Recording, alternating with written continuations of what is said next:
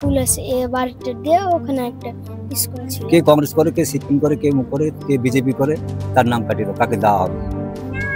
আশ্বাস দিচ্ছে, এখন হবে কি হবে না এটা বলা যাবে না। যেদিন দিবে সেদিন বলবো যে দিলে। আশ্বাস দিচ্ছে এই দিব, এই দিব।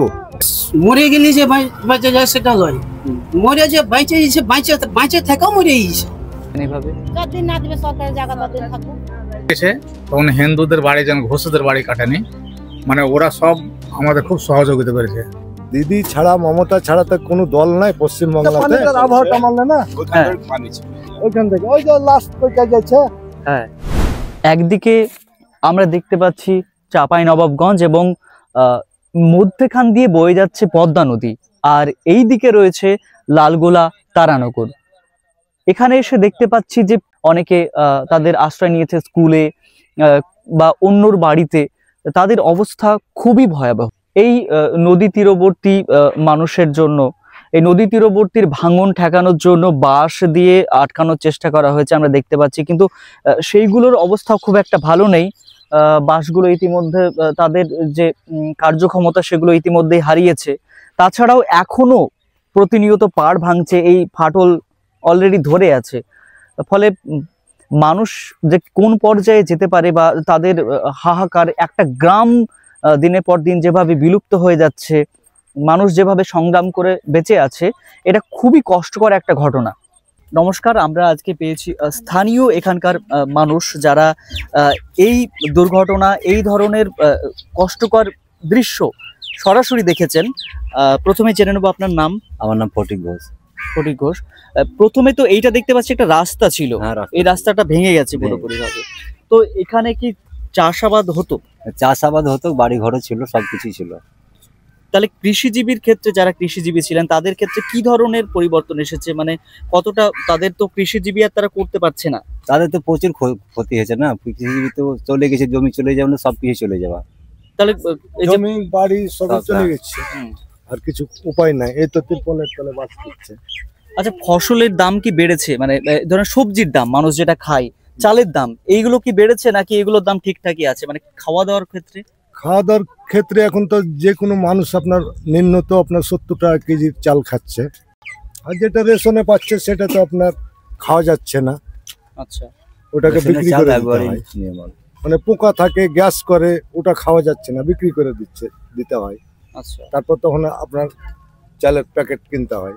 আচ্ছা, যারা চাষাবাদ করতো তারা এখন কি করছে? যেহেতু তো নদী ভাঙনের ফলে কৃষি জমি তো নষ্ট হয়ে গেছে যাদের, অন্তত তারা এখন কি করছে? তারা কি করবে? এখন কোনো উপায় নাই, তারা এই তো বসে আছে, তো আপনার এই তো তিরপলের তলে বসে আছে, কোনো উপায় নাই।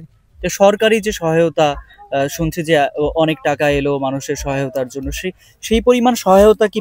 সহায়তাটা এটাকে পাবলিক আপনার সহায়তা করছে। কে দিয়েছে 1000, কে দিয়েছে 2000, এভাবে দিয়েছে, দান দিয়েছে পাবলিক, এরকম দিয়েছে, পাবলিকে দিয়েছে, কোন সরকার থেকে নয়। সরকার থেকে আপনার দিচ্ছে কি, ওই চাল দিয়ে দিচ্ছে, ডাল দিয়ে দিচ্ছে, আলু দিয়ে দিচ্ছে, তুমি রান্না করে খাও, রান্না করে খাও।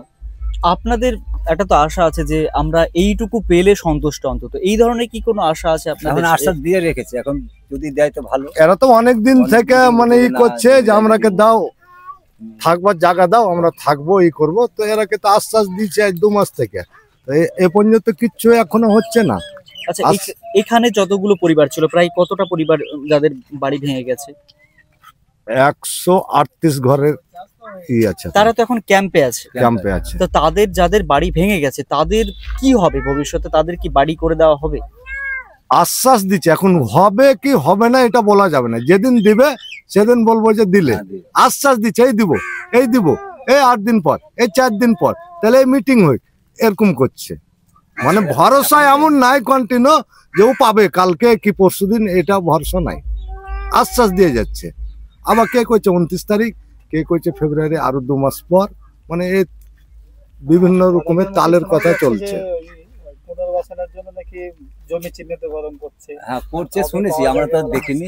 আরে বাবু, জমিটা চিহ্নিত করতে কতক্ষণ লাগবে? কিন্তু এইসব গুলা সব পয়সা খেয়ে রেখেছে না, বিক্রি করে রেখেছে, ও তো পাইছে না। থাকলে তো দিবে চট করে। এখন দখলদারির মধ্যে আছে হ্যাঁ। যারা দখল করে আছে, যারা যে কোনো ফাঁকা একটা আছে ওরা তো খায়া মানে রেডি করে রেখেছে, ওরা তো আর শর্ট করে পাচ্ছে না। দিব দিছি করছে, এখনো আমরা আশায় পড়ে আছি। এখন কি হবে না সেটা উনিরাই জানে, এছাড়া তো আমরা কিছু বলতে পারবো না। কিন্তু আমরা পাবলিক, সাধারণ পাবলিকের কি মূল্য আছে বলো, কিছু দাম আছে? এক নেতা বলছে যে না এটা হবে, আর এক নেতা বলছে না এটা হবে না, তা কাটিয়ে দাও। এটাই চলছে। হ্যাঁ, আর এখানে তো পলিসি। আরে ভাই, যারা ক্ষতিগ্রস্ত হয়েছে তারা কি ব্যবস্থা করো, তাদের কেন নাম কাটাবা? তাদের কেন বলবে যে না তুমি পাবে না? সে তো ভারতবর্ষের নাগরিক, সে তো পাবে, তার অধিকার আছে। দিদি তো বলে না যে দিব না, ও তো সব কি দিবে, দিচ্ছে। কিন্তু এই যে ছোট দলের যারা নেতা আছে তারাই বলছে না এটা দেওয়া হবে না, ওকে কাটিয়ে দাও, অকমুক করো, অকসমুক করো। কেন করবে? এখানেও তারানগরেও যারা দুস্থ পরিবার, যারা ভাঙনের শিকার হয়েছেন, যারা আজকে বাড়িঘর হারা, তাদের সঙ্গেও যে ন্যূনতম সৌজন্যবোধ সেটুকু না রেখে যে নিম্নতর রাজনীতির খেলা চলছে, সেটা প্রচুর পরিমাণে চলছে। সেটা খুবই অন্যায় হচ্ছে। এবং এর প্রতি ধিক্কার জানানো উচিত যে যেভাবে অন্যায় চলছে, যে এইরকম নোংরামি অন্তত সহ্য করা যায় না। যে পশ্চিমবাংলায় তো আপনার দিদি ছাড়া তো কেউ নাই, দিদি ছাড়া তো আর কোনো দল নাই, দিদি ছাড়া, মমতা ছাড়া তো কোনো দল নাই পশ্চিমবাংলাতে। আমাদের মুখ্যমন্ত্রী দিদি ছাড়া কেউ নাই। তাহলে এখানে রাজনীতি খেলার কোনো কিছু করার, তারপরেও হচ্ছে তারপরেও নাম কেটে দেওয়ার খেলা চলছে। আচ্ছা, নাম কেটে তার খেলা চলছে, শুধু এটাই। কে কংগ্রেস করে, কে সিপিএম করে, কে মুখ করে, কে বিজেপি করে, তার নাম কাটিয়ে দেয়, তাকে দেওয়া হবে না। এগুলো কেন হবে? সে তো ক্ষতি, তার তো ক্ষতি হয়েছে, সে তো ভারতবর্ষের নাগরিক, কেন পাবে না সে? ভারতবর্ষের মানচিত্রের একটি যে মুর্শিদাবাদ জেলার তারানগর গ্রাম আজকে প্রায় নিশ্চিহ্নের পথে। সরকার এখনো অবধি সেই রকম অর্থে যেটুকু সহায়তা করার প্রয়োজন সেটুকু করেনি। যেখানেই ভয়াবহ দুর্ঘটনা ঘটুক বা এই ধরনের প্রাকৃতিক দুর্যোগ ঘটুক, সেটা সবসময় সবসময় দুঃখজনক। কিন্তু উত্তরবঙ্গে এই ধরনের যেখানে দুর্ঘটনা হচ্ছে, ত্রাণ পৌঁছে যাচ্ছে, সরকারি সহযোগিতা পৌঁছে যাচ্ছে, কিন্তু তারানগরে কি সেইভাবে ত্রাণ সহযোগিতা পৌঁছচ্ছে? কিচ্ছু না। ওই স্কুলের চালের ভাত, ওতে কাঠা পোকা থাকছে, ও চালের ভাত কে খেতে পারবে? কেউ খেতে পারবে না। ওইগুলাই দিচ্ছে, ওইগুলাই খাচ্ছে, কোনো উপায় নাই। আমরা এখানে পেয়েছি কজন বাচ্চাদের। আচ্ছা, তোমার নাম কি? এখানে এসো, কাছে এসো। আচ্ছা, এখানে দাঁড়াও। তোমার নাম কি? আচ্ছা, তোমরা কোন ক্লাসে তুমি পড়ো? স্কুল যাচ্ছ? স্কুল এখন কি খোলা আছে? স্কুল বন্ধ? তোমরা আগে স্কুল কোথায় ছিল? তোমাদের স্কুল স্কুল কি ভেঙে গেছে? ভাঙেনি? পুরো ডুবে গেছে। কোনটা ডুবে গেছে? না, ঘরে ছিল, ওটা পুরো ঘরে ডুবে গেছে, চিহ্নত নাই। কোনটা গো? এখানে একটা ঘরে ছিল, স্কুল ছিল না ওখানে স্কুল আছে, এ বাড়িটা দিয়ে ওখানে একটা স্কুল ছিল। স্কুল কি এখন বন্ধ? বন্ধ। কেন বন্ধ?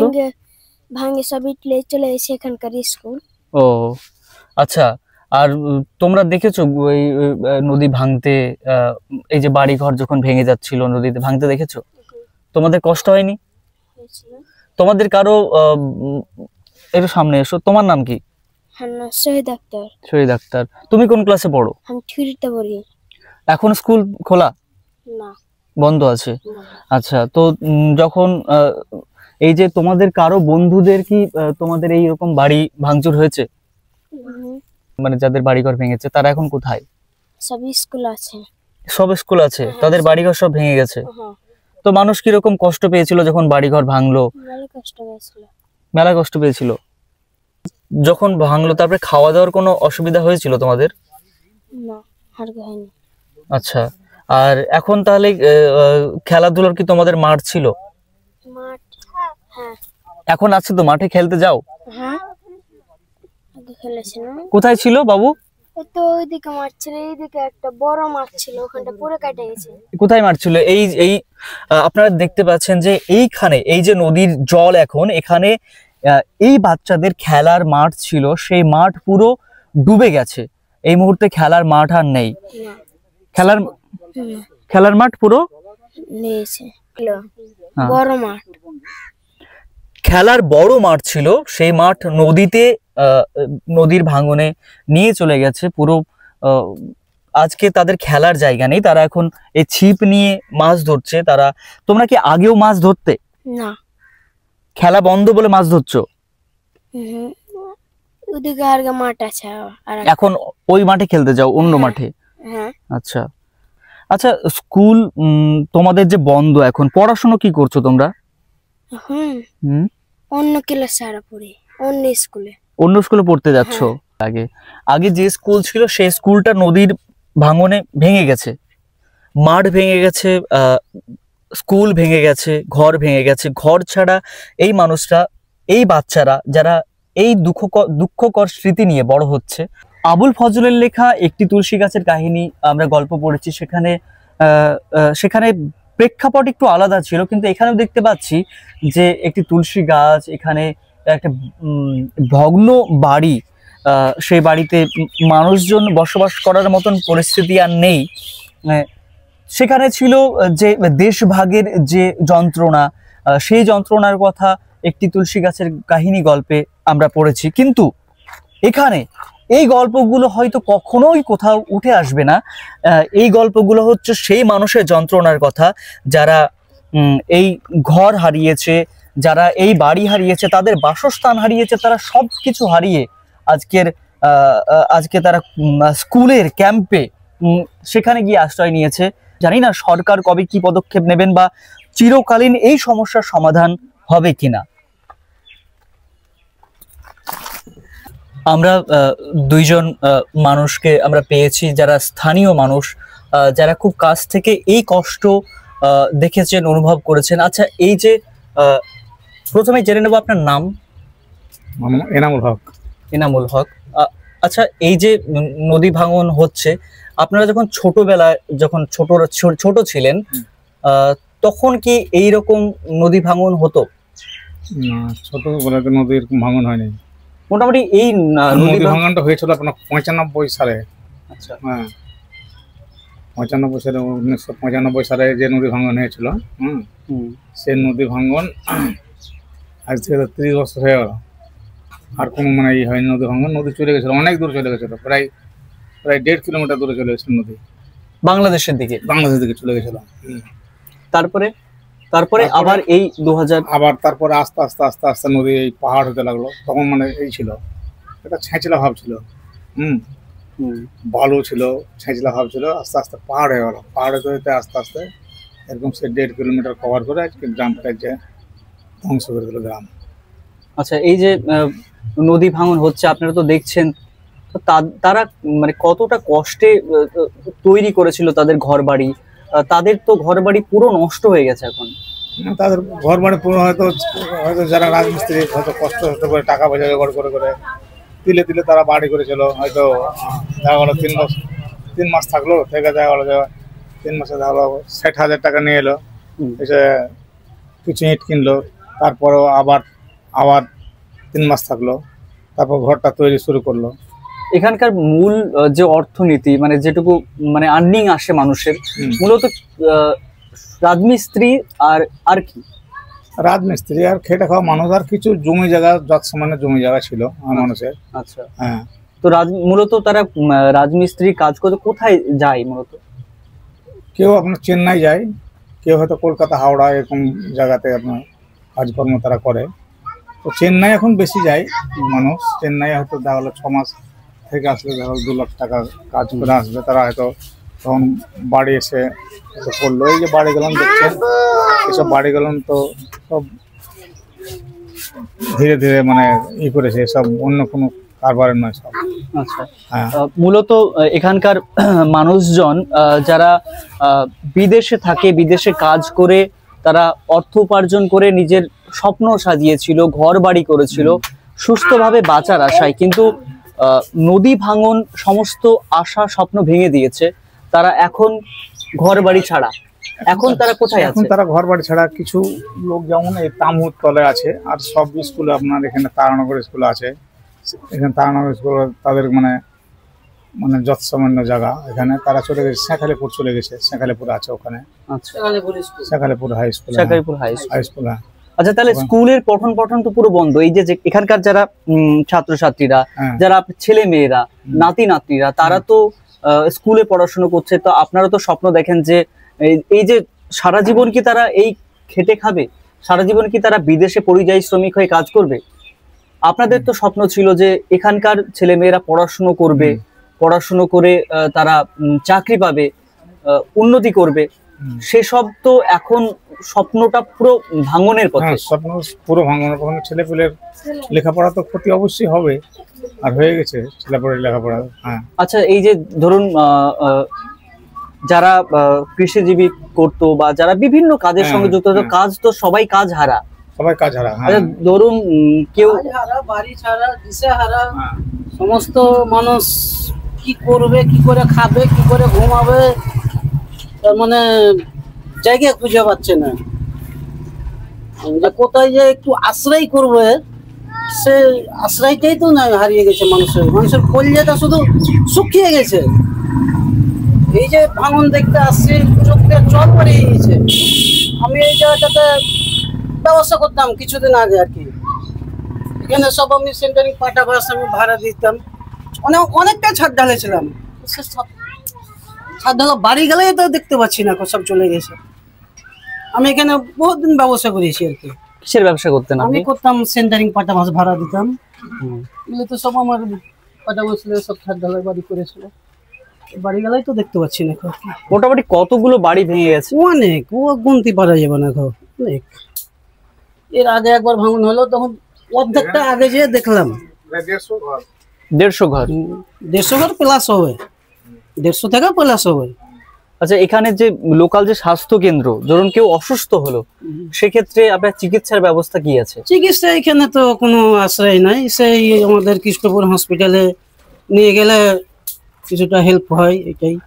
আচ্ছা, এই নদী ভাঙনের ফলে মানে কোনো কি দুর্ঘটনা ঘটেছে, মানুষ হতাহতে বা? হ্যাঁ, অবশ্যই, কতজনের জীবন চলে গেছে। সিভিক মারা গেছেন গত বছর। এবছরে মানে অ্যাক্সিডেন্টটা হয়নি, কিন্তু অ্যাক্সিডেন্ট থেকে তো বড়টা হচ্ছে। তাহলে মানুষ মরে গেলে যে বেঁচে যায় সেটা নয়, মরে যে বেঁচে গেছে, বেঁচে থেকেও মরে গেছে। এই আমি একটা বাড়ি করেছি চেন্নাইতে বিদেশ খাইতে, সে বাড়িটাই যদি আমার না থাকে, তো আমার বেঁচে থাকা আর মরে যাওয়া একই কথা হলো না? তবে মরে গেলে তো মরে যেয়ে বেঁচে গেলাম, কিন্তু বেঁচে থাকা মরে যাওয়া অনেকটা তফাৎ হয়ে গেছে। আচ্ছা, মেডিকেল ক্যাম্প কি হচ্ছে কোথাও? মানে প্রয়োজন অনুসারে যখন মেডিকেল ক্যাম্প বিভিন্ন বাইরে থেকে বিভিন্ন সংস্থা আসছে, মেডিকেল ক্যাম্পে সে চিকিৎসার ব্যবস্থা তারা চালাচ্ছে, সেটা কি সরকারি উদ্যোগে নাকি তারা? সরকারি উদ্যোগেও হচ্ছে, বেসরকারি সংস্থাও আসছে। যেমন এখানে এখন একটা হাই স্কুলের মানে ম্যাডাম সোনালী ম্যাডাম আছে, হ্যাঁ, উনি আপনার নিয়ে এসেছিল সংস্থা, মানে মেডিকেল ক্যাম্প 2বার বসেছে, সরকারি উদ্যোগেও হচ্ছে। হ্যাঁ, ওষুধপত্র কি দিয়েছিল নাকি শুধু? ওষুধপত্র দিয়েছে। আচ্ছা, ওষুধপত্র দিয়েছে, ভালো ওষুধপত্র দিয়েছে। সোনালী ম্যাডাম যে এসেছিলেন, ভালো ওষুধপত্র অনেক দিয়েছে। সোনালী ম্যাডামের মতন যারা আছেন, তারা এই মানুষদের জন্য, এই এই এই দুর্গতির অবস্থার জন্য এই যে সোনালী ম্যাডামরা পাশে থাকছেন, তাদেরকে কুর্নিশ জানাই। তাদের যে সহায়তা, সেই সহায়তা তাদের কাছে অমূল্য, তারা কখনো সেই মূল্য দিয়ে সেটা কখনো পূরণ করতে পারবে না। তাদেরকে অসংখ্য ধন্যবাদ জানাই।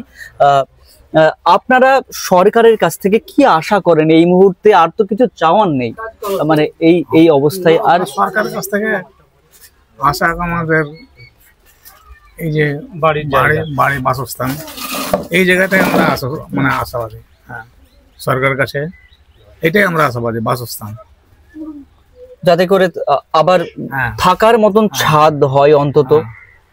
আচ্ছা, এই যে যারা চাষাবাদ করতো, ফলে তো সবজির দাম কম ছিল, সবজির দাম কি বেড়েছে? হ্যাঁ, সবজির দাম বেড়েছে, অবশ্যই বেড়েছে সবজির দাম। যেমন আগে কত ছিল, এখন? আগে এই সময়তে বেগুন ছিল হয়তো 40-50 টাকা, এখন তো 80-90 এরকম দাম হয়ে গেছে। জমি তো আপনার সব, বেগুন ভালো জমি আপনার সব নষ্ট হয়ে গেল, সব কেটে সব নদীর গর্ভে চলে গেছে সব। বেগুন 100 বিঘা জমি হয়তো মানে এসব নদীতে কেটে গেল। কফির জমি, বেগুনের জমি, এসব জমিগুলো সব ইয়ে গেল। তো আচ্ছা, চাল যেগুলো হতো, ধান জমি থেকে যে চাল উৎপাদন এখানে কম, এগুলা মানে চাল কি আপনারা বরাবরই কিনে খেতেন? চাল বরাবরই কিনে খেতাম। চাল কিনে খেতেন। তো চালের দাম আগে কত ছিল, এখন কত? চালের দাম ওই একই সমানই আছে, চালের দাম বাড়েনি? বাড়েনি, হ্যাঁ আচ্ছা, একই দাম আছে চালের দাম, আলুর দাম, এইসব সবজির দাম, এগুলো আলু টালুর দাম এগুলো ঠিক আছে, কিন্তু যেমন বেগুন, পটল, এইসব সবজির দাম।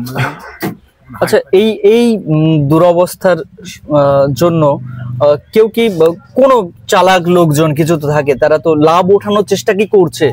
মানে এই দুর্গতি অবস্থার জন্য তারা যে কোনোভাবে দাম বাড়িয়ে মুনাফা অর্জন করার চেষ্টা কি করছে? বেশি সহায়তা সবাই করছে, ভাঙনের সহায়তা সবাই করছে। আচ্ছা, আরেকটি বিষয় যে তারানগর মূলত হিন্দু মুসলিম সব একসঙ্গে বসবাস, এবং যেটুকু শুনলাম যে সবাই একসঙ্গে মিলেমিশে থাকে, এখানে কোনো সাম্প্রদায়িক ঝামেলা অন্তত কখনো হয়নি। এখানে কোনো সাম্প্রদায়িক, কিন্তু বিপদের সময় তারা কি সবাই হিন্দু মুসলিম সবাই একসঙ্গে? যখন বিপদ হয়েছে তখন হিন্দুদের বাড়ি যেমন ঘোষদের বাড়ি কাটেনি, মানে ওরা সব আমাদের খুব সহযোগিতা করেছে। যারা এই ঘোষ পরিবার, তারপরে এই আপনার পরামানিক পরিবার, এরা সব আপনার ঝাঁপে পড়েছে। সব কে চুকি ধরা, কে বাক্স নিয়ে যাওয়া, কে কাপড় নিয়ে যাওয়া, কে ক্যাথা নিয়ে যাওয়া, এইসব কারণ সব ওরা মাথায় করে করে সব মানে ই করেছে, বয়ে দিয়েছে। মানে মানুষের তো ঘর থেকে কি বের করবে, ক্যাথা কাপড় হয়তো চুকি টুকি গেলে বের করলো, যেমন কোনো জায়গাতে থাকার মতন। তো তখন তো আর তো ইট তো কেউ তো ভাঙতে পারবে না, এইসব কারণে খুব ওরা সহযোগিতা করেছে। হিন্দুরা সহযোগিতা করেছে, ওরাও যখন মানে পরে যখন কাটলো, আমাদের মুসলমানরা ওদের সব বাড়ি থেকে সব জিনিসপত্র। সারা যে ভারতবর্ষের যে ধর্ম নিয়ে যে রাজনীতি চলছে, তারানগরে ধর্মের কোনো রাজনীতি না? না, তারানগর একই জায়গায় আমরা বসবাস, একই জায়গায় বসবাস, একই জায়গায় উঠা বসা। এই যে আমরা ওদের যে দুর্গাপূজা হয়, ওরা দুর্গাপূজাতে ওরা আমাদের ঘরে ঘরে যেমন হয়তো মুড়ি টুড়ি, এইসব মুড়ি হয়তো অনেক কিছু যা খাবার যেগুলো সব দ্রব্য দিয়ে যায়। আমাদের বকরিদের সময়তে আমরাও তাদেরকে মানে মাংস বিতরণ করে দিয়ে আসি, খাসির মাংস তাদের মানে বিতরণ হয়। ওরা কোনো মানে জাতিভেদ আমাদের এখানে নাই। এখানে তারানগরে দেখতে পাচ্ছি এখানে পদ্মা নদী, এই যে ইট পড়ে রয়েছে, আর এখানে রয়েছে ভাঙা স্বপ্ন। গোটা পরিবার উচ্ছেদ হয়ে গেছে। এখানে একটা সময় পরিবার ছিল, তারা বসবাস করত, স্বপ্ন দেখত যে সঠিকভাবে বাঁচার একটা আকাঙ্ক্ষা ছিল, ঠিকভাবে তারা জীবন যাপন করবে, সঠিকভাবে তারা 8-10টা মানুষের মতো যেভাবে তারা বেঁচে থাকে সহজভাবে জীবন যাপন করবে। সেই জীবন যাপনের সুযোগ তাদের আর হয়ে ওঠেনি। জানি না তারা কোনো সরকারি সহায়তা পেয়েছে কিনা। বাড়ি ঘর সব ভাঙা অবস্থায় রয়েছে, তার কারণ ভাঙন এই পর্যন্ত চলে এসেছিল। আমরা দেখতে পাচ্ছি এখানে যে ভাঙনের অবস্থা এতটাই ভয়াবহ, এত দূর যে ভাঙন চলে এসেছে, ফলে তারা স্বাভাবিকভাবেই বাড়ি ছেড়ে চলে যেতে বাধ্য হয়েছে। আজকে তারা ক্যাম্পে গিয়ে তারা বসবাস করছে। এখানে সিঁড়িও আছে, কিন্তু অবস্থা সব ভাঙাচোরা অবস্থাতেই রয়েছে। আচ্ছা, আপনার নাম কি? আচ্ছা, এই যে ক্যাম্প হয়েছে, যেখানে বাঁশ দিয়ে, পলিথিন দিয়ে, টিন দিয়ে কোন রকমে একটা ক্যাম্প করা হয়েছে, থাকার মতন ব্যবস্থা করেছে, আপনারা কতদিন এখানে আছেন? আমাদের এখানে থাকা, আমাদের ওদিক বাদ দিয়ে আমাদের 1 মাস 10 দিন 15 দিন হয়ে যাবে। আচ্ছা, মানে ওই নদী ভাঙনের পরে ঘর বাড়ি ভাঙার পরে? হ্যাঁ, নদী মানে জমি জায়গা ভাঙা পড়ছে, নদী ভাঙা পড়লো, ঘর বাড়ি পড়লো। পাকা ঘর কাহরি 6 খোপ, ডাইনিং পায়খানা বাথরুম কতটা হয়, আমাদের 2 খোপ। তারপরে এমনি ছিল ধর যে 2 খোপ 3 খোপ ছিল, এমনি জায়গা দিয়ে রান্নাঘরটা দিয়ে এমনি 4 খোপ হয়ে। আচ্ছা, খাবার দাবারের ব্যবস্থা কি হচ্ছে? খাবার দাবারে তো কদিন দিলে, পূজার আগে তোমার খাবার দিলে, সবকে ভাত রান্না করে দিলে, সব রেশন চাইলে সবজি তরকারি দেয়। ওই পূজা পর আমরা কেজি দিচ্ছে, পূজার আগে থেকে মানে চাল দিচ্ছে। চাল কি ভালো চাল দিচ্ছে, খাওয়া যাচ্ছে? রেশনের চাল। খালি হন্দে মানে করে খালি না আমরা শুনলাম যে মানে রেশন চাল যে ভাত দিয়ে রেশন চাল এর আগে আমরা যেখানে স্কুলে মানে সরকারি থেকে দিছে আর পাবলিক যখন কেউ দিছে তার মানে দয়া হচ্ছে সে দিছে সে ভালো চালিয়ে দিছে মানে কেউ আবার ধরে সন্ন্যটাও দিছে ভালো সন্ন্যটাও দিছে। আচ্ছা আচ্ছা রান্না কি এখানেই করছেন আপনারা? আমি কখন করছে রান্না এখানে কামড় রান্না তাছাড়া তো আর অন্য কোনো ব্যবস্থা নাই? না ব্যবস্থা বলতে আর নাই। রাত্রিবেলায় থাকাও এখানে? হ্যাঁ কি রাত্রে আমরা থাকি। তো এখানে কতদিন থাকবেন এইভাবে? যতদিন না দিবে সরকারের জায়গা ততদিন থাকবো। সরকার তো দিব বলছে আশা দিছে দেখা যায়। কতদিন এইভাবে আপনারা কষ্ট করবেন? আপনাদের তো একদিন যখন থাক না বাবা তখন তার এক মাস থাকতে তাও থাকতে হবে আমরা। আচ্ছা আপনাদের তো এই ঘর বাড়ি জমি জায়গা বলতে ওইটুকু ছিল নাকি আর আছে? নাই। তাহলে আপনার যে ঘর বাড়ি জমি জায়গা সবটা হারিয়ে গেছে, তো পরবর্তীকালে ভবিষ্যতে আপনাদের এখন কি চিন্তা ভাবনা যে এখন কি করব? সরকার যদি না দেয় রে বাবা কাউকে, সে চিন্তা ভাবনা করে যে যতটি পারবে সে কিনবে। তাছাড়া সেটা কিনা তাই বলবো সে কুটাঙ্গে ভেঙে দিয়েছে। ওটা সব আন্ধারে সব লাইট মাইট জ্বালে সব খাবার টাবার কতদিন খালে জ্বালে। আচ্ছা বাড়ির যারা মহিলারা আছে তারা আগে কোন কাজের সঙ্গে যুক্ত ছিল বা কোনো কাজ টাজ করতেন? বাইরের কাজ করতো। আচ্ছা আর ভাঙন সব চলে এসছে ছেলে পেলে কেউ যায়নি। এই যে ভাঙন লাগলো তখন মানুষ জিনিস ওটা মারা কিছু করতে তখন ছেলে পেলে ছিঁড়ে চলে এলো সব কেউ দিয়েছে ধর সরকার থেকে দেয়নি। সুলানি ম্যাডাম স্কুল থেকে জামা কাপড় সব দিয়েছে ছোট ছেলে পেলে বাচ্চাদের সব জামা কাপড় দিয়েছে 8,000 দিয়েছে মাস্টারও দিয়েছে বই খাতাও দিয়েছে। হ্যাঁ দিয়েছে। আর ধর যে এমনি ধর যে ডাক্তারও কে পাঠাইছে সোনালী ম্যাডামই পাঠিয়েছে। সোনালী ম্যাডাম পাঠিয়েছে কেন সরকার থেকে পাঠিয়েছে এটা বলতে পারবো না বাবা। অনেক সংস্থায় আছে। হ্যাঁ আসছে হ্যাঁ দিচ্ছে সরকারি কথা পাবলিকই বেশি দিবে। পাবলিকে তোমার যত লিস্ট আছে লিস্ট দেখে নিয়ে যে সব দিচ্ছে লিস্ট দেখে। আমরা শুনছিলাম যে লিস্ট দেখে অনেক সময় নাকি নাম বাদও দেওয়া হচ্ছে, এইরকম নাম বাদ দেওয়া হচ্ছে লিস্ট দেখে দেখে যে কে কোন দলের সঙ্গে যুক্ত। বাদ দিছে কেমন তোমার যদি ক্ষমতা না থাকে এতটি মানুষের সে হইতে গেছে। আর না হলে কেউ শুকনা মুড়ি টুড়ি চানা মানা দিচ্ছে, কেউ কলামালা পাউডার দিচ্ছে, কেউ সবজি তো কেউ দেয়নি, কিন্তু সবজির দাম তো বেড়েছে এখানে। এখানে তো আগে সবজির দাম এত বেশি ছিল না। বললাম যে স্কুলে রান্না কষা করে খাওয়াইলে কতদিন দিয়েছিল, তারপর শুকনো চাল দিলে দিয়ে তা বাদে একবার দিলে শুকনো চাল, দুবার দিয়েছে শুকনো চাল, তা বাদে এই দিয়েছে সব ডাল টাল আলু। কতটুকু দিয়েছিল মোটামুটি? কতটুকু করে দিত? 500 করে মনে হয় ডাল দিয়েছিল, আলু মনে হয় 2 কেজি করে দিয়েছিল। কতদিনের জন্য দিয়েছিল? 10-15 দিন, 15 নাকি 20 দিন এরকম। আচ্ছা এখন আবার বন্ধ দিবে আবার, এটা কদিন দেওয়া হবে। আচ্ছা আবার তাদের ঘর বাড়ির ব্যবস্থা যাতে করে সরকার করুক, ততদিন তারা এই ক্যাম্পে এইভাবেই থাকবেন। এইভাবে জীবন নির্বাহ করা, এইভাবে বেঁচে থাকা খুবই কষ্টকর, কারণ তাদের ঠিক মতন ওয়াশরুমের ব্যবস্থা নেই, ঠিক মতন ইলেকট্রিসিটি নেই, রান্না করার যে ওভেন কিচ্ছু নেই। তারা খুব কষ্ট করে জীবনযাপন করছেন। ভাবে বসে আছে, এটা কিন্তু নদীর জলটা কমে যাওয়ার ফলে। যদি নদীর জলটা নাম কমতো তাহলে কিন্তু এভাবে বসতো না, পুরোটাই একবারে নিচে নেমে জলটা মাটিটা দেখা যেত না। এভাবে কিন্তু আর বসবে না, এই জায়গাগুলো এভাবে থেকে যাবে যতক্ষণ না পর্যন্ত জলটা বাড়ছে। ভাঙনের ফলে মানে বাড়ি ঘর পুরো তারা ছাড়া হয়েছে, বাড়ি অলরেডি ভেঙে গেছে। পাশাপাশি যাদের বাড়ি ভাঙেনি, আমরা সামনেই দেখতে পাচ্ছি যাদের বাড়ি ভাঙেনি, কিন্তু যেভাবে ভাঙতে শুরু করেছিল ফলে তাদের মনে হয়েছিল যে হয়তো ভেঙে যাবে, তার কারণে তারাও একটা পরিকল্পনা করেছিল জানালা ভাঙা। ইতিমধ্যে দেখতে পাচ্ছি তারা যাতে করে তাদের ইটগুলো অন্তত পাওয়া যায়, কিছু না পাওয়া যাক, তাতে করে বাড়ি যখন করবে তখন যেন এই অসুবিধার সম্মুখীন না হয়। ইট অন্তত যেটুকু বাঁচানো যায় সেটুকু নিয়ে তারা থাকবে বলে ভাঙতে শুরু করেছে। হয়তো এখন ভাঙন এই মুহূর্তে কম, ভাঙন অনেকটা কমেছে বলে তারা এখনো থেকে গেছে। আমরা তাদের সঙ্গে কথা বলবো। কিন্তু এই যে বাড়ি, হয়তো এখানেই একটা পরিবার থাকতো, এই 4 দেওয়ালের ভিতরে এই বসবাস করত। এখানে দেখতে পাচ্ছি যে সিঁড়ি ভেঙে পড়ে আছে, এই সিঁড়ি দিয়ে মানুষ তাদের পরিবার ছাদে ওঠানামা করত। কতগুলো স্বপ্ন, মানুষের যে স্বপ্ন ভালোবাসা সব ভেঙে চুরে হাহাকারে পরিণত হয়েছে। ছেলেরা যারা স্কুলে যাওয়ার কথা, আমি জানি না তাদের স্কুলের এই মুহূর্তে স্কুলের কি ব্যবস্থা রয়েছে, তারা কিন্তু এখানে খেলা করছে, কিন্তু তারা এই যে স্মৃতি বহন করছে সেই স্মৃতিটা খুব একটা সুখকর নয়। ভবিষ্যতে যখন তারা বড় হয়ে উঠবে এই ভাঙনের গল্প বা আরো ভাঙন হবে সেই সমস্ত দৃশ্য তারা দেখতে পাবে। নদীর পাড় ভাঙা থেকে আটকাতে বাঁশ দিয়ে তার দিয়ে আটকানোর চেষ্টা করা হচ্ছে। জানি না এইটা সুষ্ঠু পরিকল্পনা কিনা বা এর থেকে ভালো কোনো পদক্ষেপ নেওয়া যেতে পারে কিনা, যা থেকে এই নদী ভাঙন আটকানো যায়, যাতে করে পার্মানেন্টলি এর একটা সুব্যবস্থা করা যায়।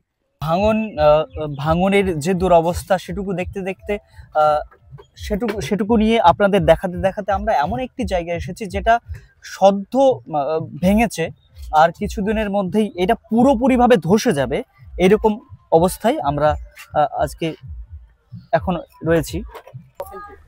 এটা একটা গোটা বাড়ির অর্ধেকের বেশি অংশ, সামান্য অংশ টিকে আছে। বাড়ির মালিককে পেয়েছি।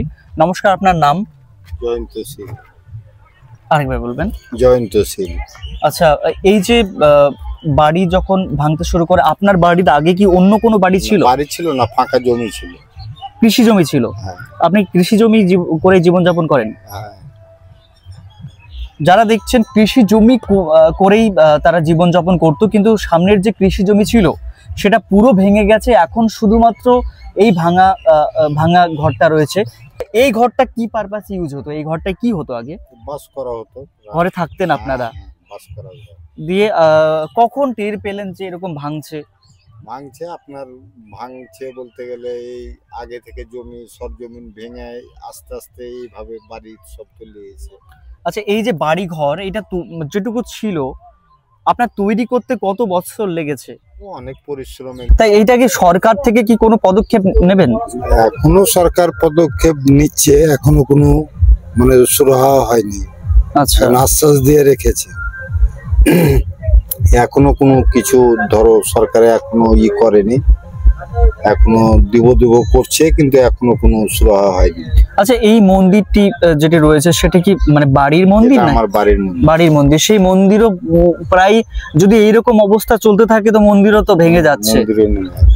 তাহলে এখান থেকে তো মানে এই নদী পাড় যাতে করে না ভাঙে সেই জন্য কি এখানে তো কোনো বাসও দেখছি না, বাঁশের বাস বা বালি কাজ হয়নি, কোনো কাজ হয়নি।